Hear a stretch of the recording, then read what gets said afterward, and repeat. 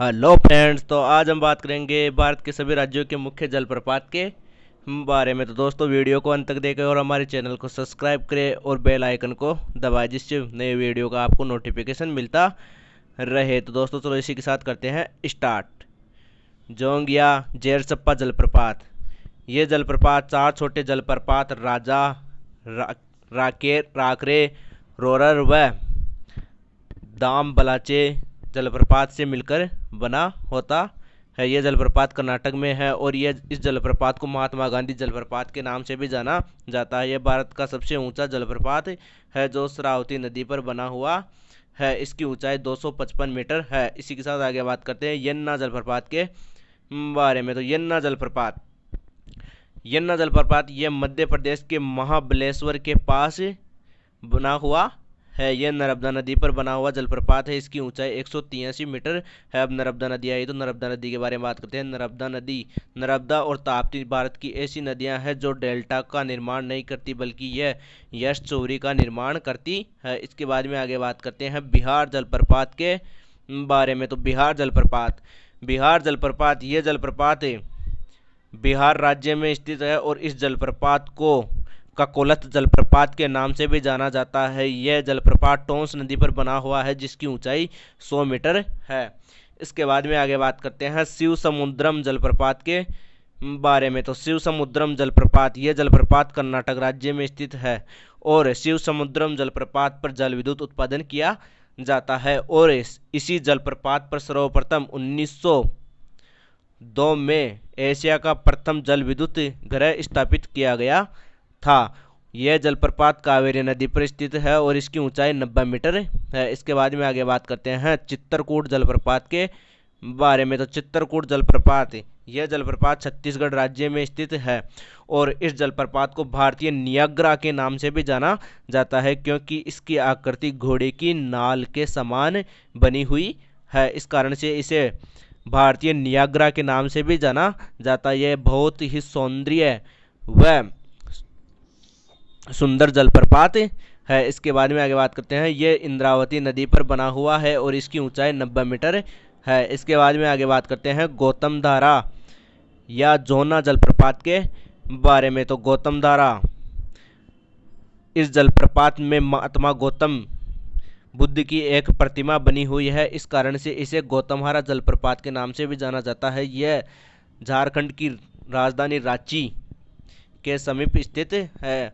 और यह रारू नदी पर बना हुआ जलप्रपात है। इसकी ऊंचाई 85 मीटर है। इसके बाद में आगे बात करते हैं हुंडरू जलप्रपात के बारे में। तो हुंडरू जलप्रपात ये जलप्रपात भी झारखंड की राजधानी रांची के समीप ही स्थित है और यह जलप्रपात झारखंड का सबसे ऊंचा जलप्रपात है और इस जलप्रपात पर सिकंदरी नामक पनबिजली उत्पादक संयंत्र लगाया हुआ है, जिसमें 100 मेगावाट विद्युत का उत्पादन किया जाता है। और हुंडरू जलप्रपात पर लगे सिकंदरी पनबिजली को सिकंदरी प्रोजेक्ट के नाम से जाना जाता है। हुंडरू जलप्रपात ये जलप्रपात स्वर्णरेखा नदी पर बना हुआ है और इसकी ऊंचाई 74 मीटर है। इसके बाद में आगे बात करते हैं गोकाक जलप्रपात के बारे में। तो गोकाक जलप्रपात यह जलप्रपात कर्नाटक राज्य में स्थित है। यह जलप्रपात घाट प्रभा नदी पर बना हुआ है और इसकी ऊंचाई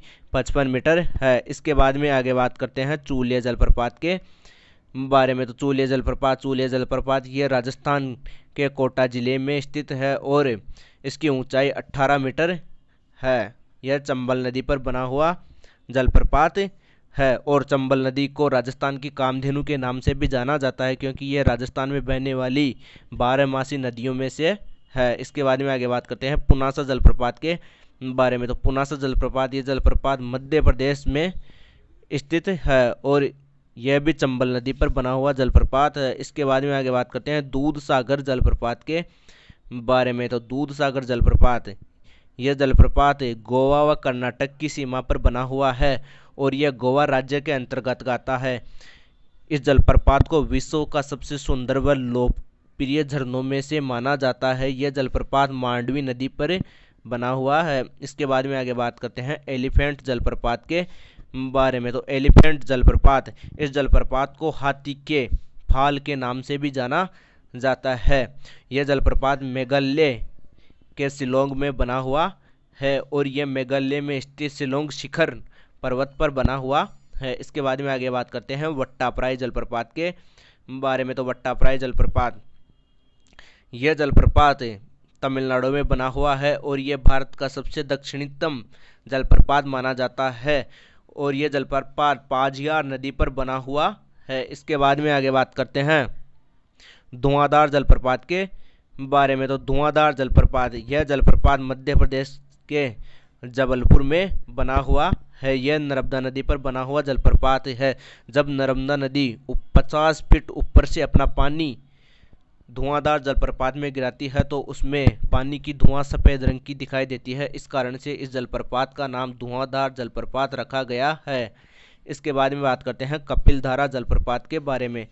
तो कपिलधारा जलप्रपात, यह जलप्रपात मध्य प्रदेश की अमरकंटक की पहाड़ियों के पास ही बना हुआ है और अमरकंटक की पहाड़ियों से ही नर्मदा नदी निकलती है। और कपिलधारा जलप्रपात, यह जलप्रपात जब नर्मदा नदी अमरकंटक की पहाड़ियों से निकलती है तो उस पर बनने वाला यह पहला जलप्रपात है। इसके बाद में आगे बात करते हैं मदार जलप्रपात के बारे में। तो मदार जलप्रपात, यह जलप्रपात मध्य प्रदेश में ही है और यह भी नर्मदा नदी पर ही बना हुआ है। इसके बाद में आगे बात करते हैं पायकारा जलप्रपात के बारे में। तो पायकारा जलप्रपात, यह जलप्रपात तमिलनाडु के नीलगिरी की क्षेत्र में बना हुआ है और इस जलप्रपात का उपयोग जल विद्युत उत्पादन में किया जाता है तथा तमिलनाडु का विकास भी पायकारा जल संयंत्र पर ही निर्भर बना हुआ है। इसके बाद में आगे बात करते हैं सूचीपाड़ा जलप्रपात के बारे में। तो सूचीपाड़ा जलप्रपात, यह जलप्रपात